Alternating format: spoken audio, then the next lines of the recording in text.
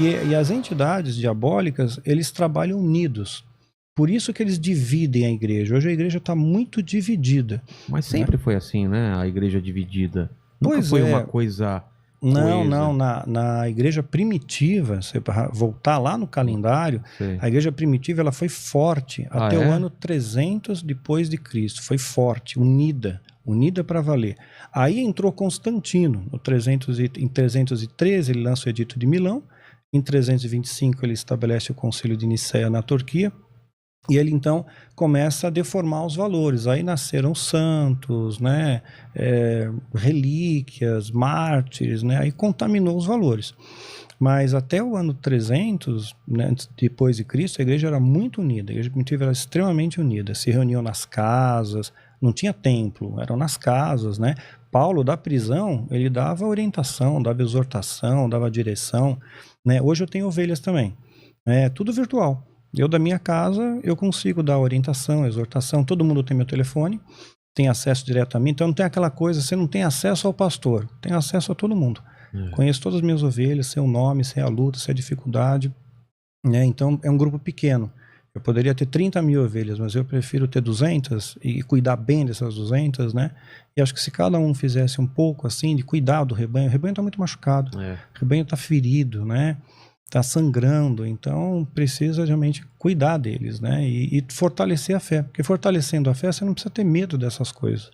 A luz afugenta o medo, né? Essa paz que transcende o entendimento, ela afugenta o medo. E os demônios, eles trabalham em parceria. Então eles sabem que se a gente ficar junto, unido como igreja, né? Mesmo tendo diferenças, né? Até você falou, e vem um convidado aqui, a gente tem algumas diferenças, mas ó, meus dedos da mão são todos diferentes, eu fecho, formo um punho forte. Então, essas diferenças são pequenas, sabe? A nossa igualdade em Cristo tem que ser maior. O nosso amor tem que ser maior. Quer ver um exemplo de entidade que trabalha junto? No Antigo Egito havia uma entidade Ra, né? E tinha uma entidade Amon.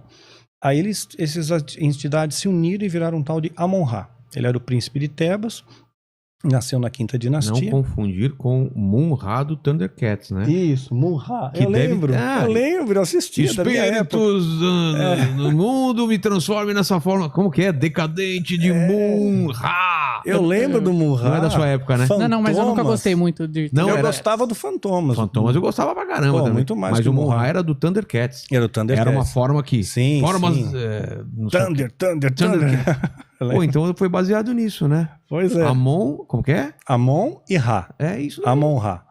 Né? E ele foi tão importante que ele surgiu na quinta dinastia, na 18ª, ele tem hieróglifos dele numa tumba de um faraó chamado Tutmés III lá, enchendo a bola do cara. Falou, eu te dou poder, estabilidade, meu nome de Ra e tal. Então eles trabalham unidos. Por isso que eles querem dividir, porque eles sabem que caso dividido não prevalece.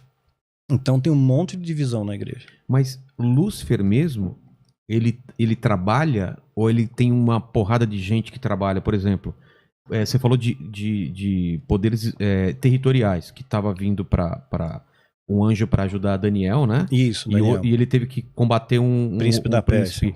Existe príncipes, como se fosse... O mundo é como se fosse um grande reino. Existem príncipes, existem... Porque falam, né? Que tem principados e tal. Existe alguém controlando o Brasil, alguém controlando o México, os Estados Unidos, ou é uma coisa mais ampla? Como que, não, tem os espíritos isso? territoriais. Tem espíritos territoriais. Quem que decide isso? Existe um grande general que decide, você vai para lá? Isso, uma espécie de um grande general. Ah, é? Exato. É uma hierarquia? É uma hierarquia. Quando você fala principado, potestades, hostes da maldade, qual que é hierarquia, né? Os principados são os mais poderosos, né? Agora, quer ver que nem anjo também tem hierarquia. Tem anjo, arcanjo, querubim, serafim.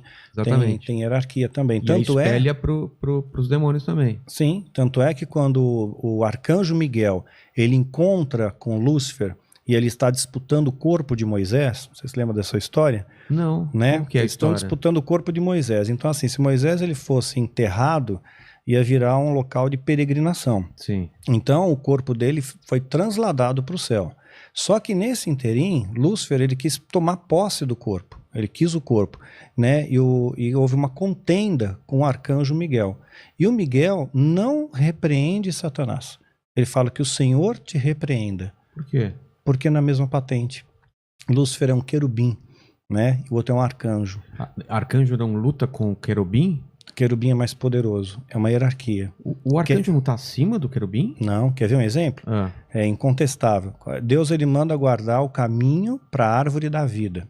Era uma coisa muito preciosa, a árvore da vida. Ninguém pode chegar perto. Quem ele põe? Querubins com espadas de fogo ali.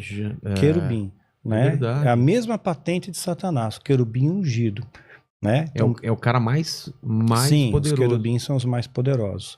Então ele colocou querubins ali, não colocou arcanjo, não colocou serafins. Mas por que Miguel que venceu? E como que Miguel venceu Lúcifer, se ele é uma patente menor? Porque ele capitaneou um exército. Ah, tá. Sim, ele tem um exército a seu favor. Ele sozinho o Senhor te repreenda. Mas ele tem um exército a seu favor.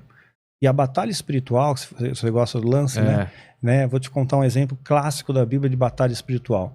Né? A geração de Moisés pereceu no deserto porque murmuravam, eram reclamões, né? Nada estava bom. Aí a geração... Verdade. Né? Era o hard, né? Nada estava contente, caramba.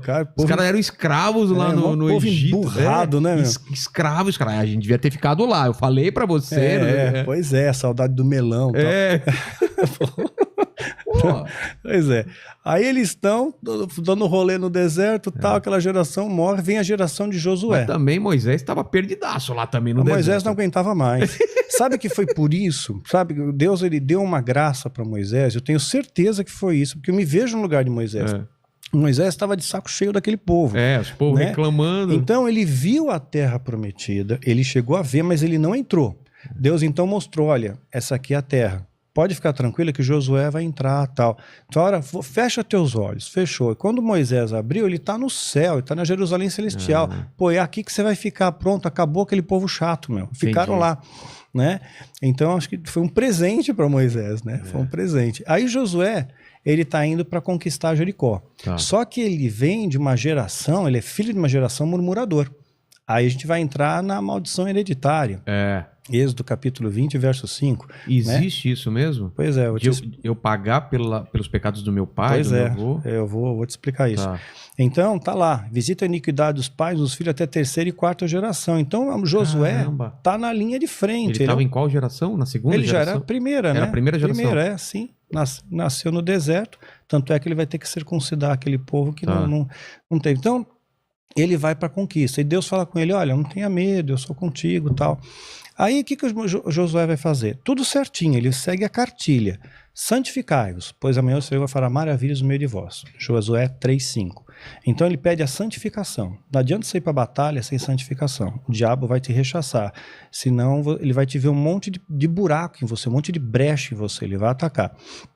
Aí depois que ele busca a santificação, você inverte o dígito, né? Josué 3:5, Josué 5:3. Aí ele vai circuncidar toda aquela geração que nasceu no deserto. Não nasceram no Egito e saíram circuncidados. Eles nasceram, então não tinham circuncidados. E era importante a circuncisão porque fazia parte da aliança. Então eles se alinharam com os valores de Deus. Depois que ele se alinha, Josué capítulo 5 ainda, aparece um anjo para ele. No momento ele não entende que é um anjo. Ele fala, você é dos nossos ou é dos nossos inimigos, né? Na boa, é uma pergunta idiota, porque se fosse do inimigo, tomava uma espadada já e ficava esperto, né? Mas ele perguntou, é dos nossos ou dos nossos inimigos? Ele fala, não, eu venho como príncipe do exército do Senhor. Ele é um príncipe, né? E ele está com espada desembainhada na mão, ou seja, ele está pronto para a guerra. Se o príncipe do exército está lá, o exército está junto dele, ele não está sozinho. Josué, nesse momento, conquistou algo que a gente chama de autoridade espiritual. O mundo espiritual se mobiliza a favor de Josué. Só que tem a legalidade. Esses daqui, essa geração, é filho de uma geração murmurador. Eles vão murmurar. Então o que Josué faz? Josué 6:10. Vocês não vão falar nada. Não sai palavra alguma de sua boca até o dia que vos diga gritai. Aí você grita. Ou seja, se ele não falasse isso, para todo mundo ficar mudo, ia começar a reclamar, porque são filhos de murmuradores. É o pecado hereditário. Você imita o pai, o filho imita o pai. O pai é alcoólatra, o filho é alcoólatra, sim. O filho do filho. Pai é mentiroso, filho é mentiroso, né? E acontece isso muito, né? Acontece, é o pecado hereditário. Aí, imagina só, a primeira volta, a segunda volta, na terceira ia começar a murmuração. Pô, tá doendo minha joanete, é que você não viu como é que tá meu dedo encravado. Começaram a reclamar, mas não reclamaram. E aí trouxe vitória. Aí ele transformou aquilo que era maldição em bênção. Detalhe, que a gente se pauta em Êxodo, né, capítulo 20, verso 5. Visita a iniquidade nos pais, os filhos até terceira e quarta geração. O texto continua, mas eu também visito até 1000 gerações daqueles que fazem a minha vontade. Ah, tá. Ele continua. 1000 gerações que fazem a minha vontade. Então vamos pensar que 4, é 3 a 4, vamos pensar 4 é a vontade de Deus de te amaldiçoar. Né? E Por que 1000... Deus amaldiçoa alguém? Pois é, você vai entender agora. Ah, tá. Né? Então, vamos supor que 4 fosse a vontade de Deus de amaldiçoar. Tá. E 1000 a vontade de Deus de te abençoar. Né? Se você transformar isso aqui em matemática, Deus ele quer te abençoar 99,6% e te amaldiçoar 0,4%. Não é nem 0,5%. E você retém 0,4%. Porque dá dinheiro. A indústria, existe uma máfia gospel que ganha muito através da maldição hereditária. Ah, é? Ganha, porque dão cursos de maldição hereditária, cobram por ministrações, né? Ganham dinheiro com isso, fazem congressos, por isso ganham dinheiro. Né? Então é uma máquina para ganhar dinheiro. Porque se Deus ele quer te abençoar, 99,6%. E aí se você pegar um texto de Ezequiel 18, a partir do verso 18, está escrito que o pai não levará a maldição do filho e nem o filho levará a maldição do pai. Ué, mas são então textos que são um contra o outro, né? Eles são antagônicos. Parece antagônico, né? Não são? Parece antagônico. Mas esse 0,4% de maldição são para aqueles que herdam o pecado, que continuam o mesmo erro. Né? Então eu visito a iniquidade do pai no filho até a terceira e quarta geração. Se você for iníquo também, se você continuar com a iniquidade, se você perpetuar aquilo, seu pai mentia, você mente. Seu pai murmurava, você murmura. Se você interrompe, isso não acontece. É o que está em Ezequiel 18, de 18 a 22. Né? O filho não levará a iniquidade do pai, nem o pai levará a iniquidade do filho. A maldição do justo cairá sobre ele e a impiedade do ímpio cairá sobre ele. Cada um vai dar conta do seu próprio pecado. Né? Então, é muito claro isso. Deuteronômio também fala isso. Porque senão é uma coisa injusta, né? Eu pagar por por um pecado do meu pai ou do meu avô, coisa que eu nem tive controle sobre isso. Pois mas Deus não é injusto. Então, mas nesse mundo espiritual não é usado isso contra você? Ah, seu pai fez isso, seu avô fez isso, então você está pagando isso. Se você comprar essa ideia da maldição hereditária... Porque se vende essa ideia. Lembra que a Bíblia diz que iam espalhar no nosso meio doutrina de demônios, né, e fariam sinais e prodígios para enganar, se possível, os eleitos? Texto fora de contexto é doutrina de demônio. O diabo ele não precisa mentir. Se você duvidar da verdade, ele já ganhou. Entendi. Né? Então ele deforma os valores. Então, desculpa. Não, ia só concluir um pouco. Pode concluir. Tá? Deuteronômio 30, de 15 a 20, está muito claro. Deus está falando, eu coloco diante de ti a vida e o mal, a bênção e a maldição. Tá. Você escolhe. A escolha é sua. Né? Então o seu livre-arbítrio vai escolher aquilo ali. Deuteronômio 30, de 15 a 20.